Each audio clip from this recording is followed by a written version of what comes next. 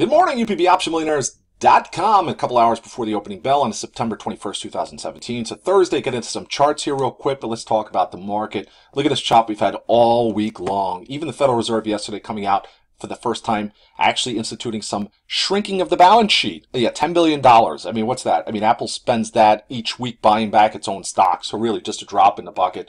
And the market on the headline briefly pulled back before recovering back to the levels we saw before the Fed meeting. Woohoo! Amazing. Look at this. At all-time record highs here, this market, just not moving anywhere. This is in the handbook of every central banker, this chart, or at least will be. It will be at the Central Banker 101 classes held at Goldman Sachs. This is price stability in its finest hour right here. Look at this. Just amazing. And the VIX also showing a lack of volatility. The central bankers hashtag winning. Winning. This is one of their goals in life for a central banker. They're doing high fives. I mean, they were partying last night, disco balls, lights flickering. Let's look at the VIX also pulling back, closed at session lows, although did not outdo the meeting we saw in July when the VIX was painted to a new all-time low of 884, which I think will ultimately be fulfilled in a longer than just a paint, maybe a day or two, which implies higher stock prices. If you look, it says 919, but it was really lower than that. It was 884 paint. And you can see every kind of rip we've seen with the VIX, ultimately a great selling opportunity for the VIX and buying opportunity for the market. It remains the same theme that we've seen since the lows of March 2009. Every named excuse to sell: nuclear bombs, hurricanes, earthquakes, nuclear disaster. Remember over in Japan, we had the tsunami and the earthquake. We had Ebola. Greece. I mean, 2017's version of Greece is North Korea. So if you look, every time the VIX pops, great selling opportunity for the VIX and VIX products like VXX, and a great buy for the market until that changes. Just rinse and repeat. So let's just get into some charts. You know what's worked really well, especially into 2017, the wedges. Look at Baidu. Pointed out the wedge. We had a great wedge back starting in 2010 to 2013 breakout. Another beautiful wedge, and actually we're breaking out of a bull flag here for Baidu. Good possibility it heads up to record highs that it saw back in 2015. Another awesome wedge up over 100% this year is Lending Tree. You can see this beautiful wedge pointed out at the start of the year. It's up over 100%, continues to the upside.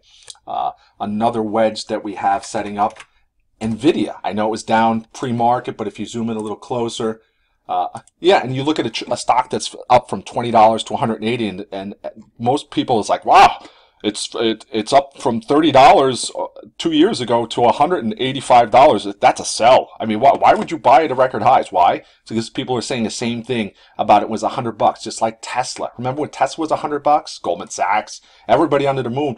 Oh, it's time to sell. Same thing here with NVIDIA, and you can see it continues to break out. We have the two wedge pattern breaking out to the other upside.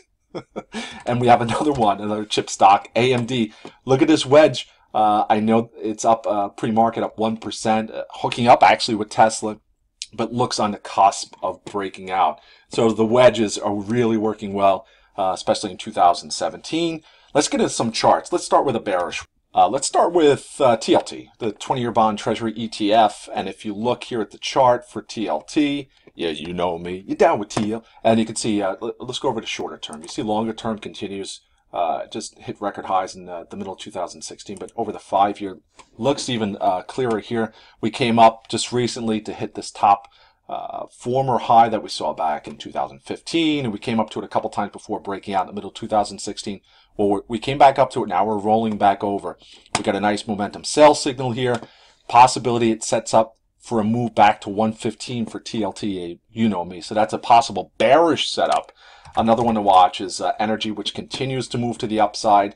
Love it here. If it gets up to here, it's a great trade for downside. I think XLE, there was some unusual option trades actually for the 47 strike going out to next year, I believe. It was a big trade. I'm going to have to look at it again this morning, see if that was closing or opening. But XLE for downside, I know it's looking good here. What a great run for some of the stocks like CRR. I was in RIG previously. RIG's moved up to almost 10. But you can see once it gets up to this line, this has acted as a great point. You know, a turning point for XLE.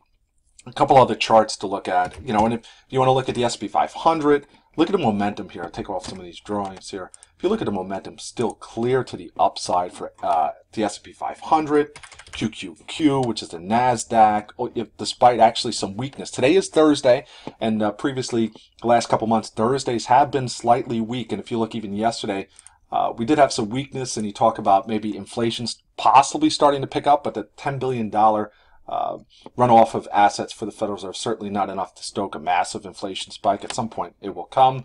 But if you look here, NASDAQ to QQ looks like some sort of a flag is forming. And see, this wick here implies a rejection of prices. We've seen these wicks previously, and really nasty sell-offs, actually marking a great buy point for the NASDAQ if you look back heading into the end of June, when the market looked just ready to break. It actually marked a turning point for the market, so something to keep an eye on. Momentum remains strong, and then also look at small caps. Again, if you look at the weakness for especially even small caps, as I pointed out previously, the weakness has ultimately led, and if you look at the most recent one, to some significant upside for small caps. So all of the momentum here remains to the upside.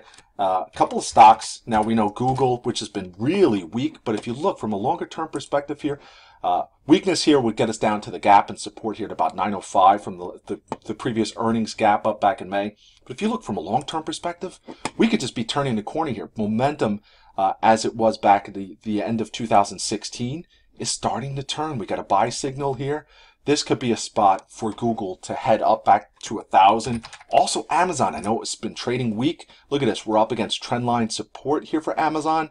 Momentum is starting to turn. Look at this. We had a momentum buy signal here back at 2016. So a nice setup here for possible upside for Amazon. All right, UPB, optionmillionaires.com. Momentum remains to the upside. I'll see you in the chat room. Everyone have a great trading day. Goodbye.